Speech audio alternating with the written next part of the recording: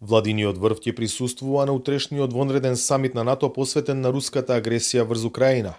Делегацијата ќе предводи премиерот Ковачевски, придружуван од шефот на дипломатијата Бујар Османи и министерката за одбрана Славјанка Петровска. Дополнителни информации владата не соопштува. Не се прецизира дали ќе има и дополнителни средби на маргините на самитот на шефови држави и влади на земјите членки на НАТО, на кој ќе присуствува и американскиот претседател Џо Бајден. Во пресред на заседанието на врвот на Алијансата, генералниот секретар Столтенберг најави нови мерки кои НАТО ќе ги преземе, но испорача и предупредување дека треба да се избегне поголем конфликт. I expect leaders will agree to strengthen NATO's posture in all domains. Очекувам лидерите да се согласат да го зајакнат ставот на НАТО во сите сфери, со големи засилувања на нашите сили во источниот дел на Алијансата, на копно, во воздух и на море.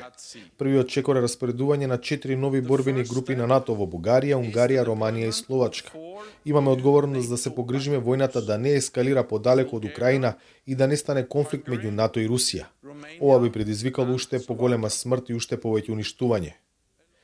Паралелно со обидите за изнаоѓање примирие се засилуваат и напорите за обезбедување соодветно сместување за милионите украински граѓани, бегалци пред налетот на руската армија. Северна Македонија е подготвена за прием на бегалци.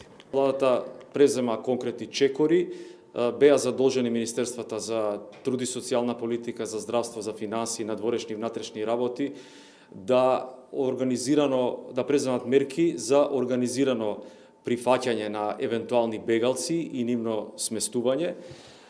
Беше задолжено Министерството за финансии да обезбеди 120 милиони денари за хотелско сместување и дополнителни услуги за граѓани на Украина кои што би дошле во Северна Македонија.